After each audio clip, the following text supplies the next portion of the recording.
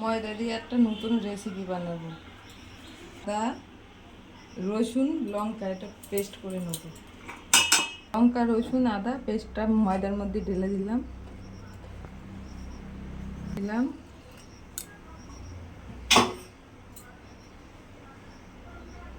লবণ দিলাম,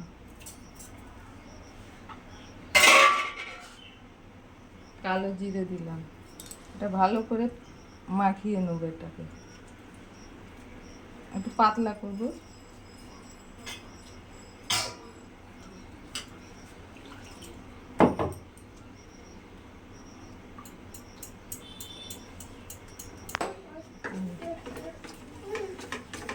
আটাটা ময়দাটা রেডি হয়ে গেছে, ফাটিয়ে নিলাম।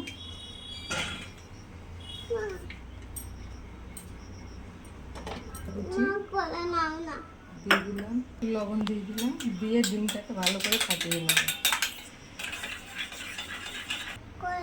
গরম করতে দিয়েছিলাম, তেল দিয়ে দিলাম। কড়াইয়ে গরম হয়ে গেছে, অল্প তেল দিতে হবে। কড়াইয়ে তেলটা গরম হয়ে গেছে, আর উনুনটা আস্তে দিতে হবে।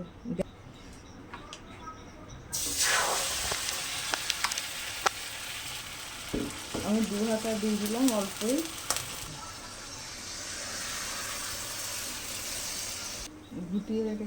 গুলিয়ে রেখেছিলাম, এবার দিয়ে দিলাম উপর দিয়ে।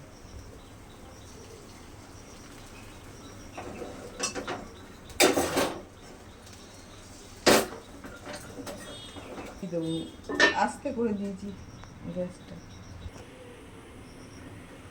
এই যে উঁচু হয়ে পিঠের মতো হয়ে উঠছে, আর একটু ঢাকা দিয়ে রাখবো, তারপরে হয়ে যাবে। এটা হয়ে গেছে, ফুলেছে কতটা দেখো। ঢাকা দিয়ে দেবো।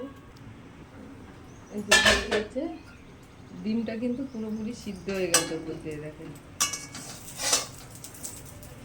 এটা বাচ্চারাও ভালো খাবে, বড়রাও ভালো খাবে টিফিনের সাথে।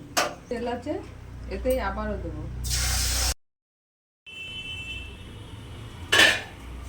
হয়ে গেছে, এই যে ডিমটা পুরো হয়ে গেছে। তুলে নিলাম।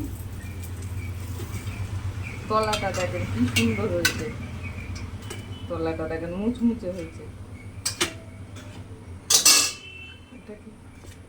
এটাকে পিস পিস করে কেটে সস দিয়ে খেতে হবে।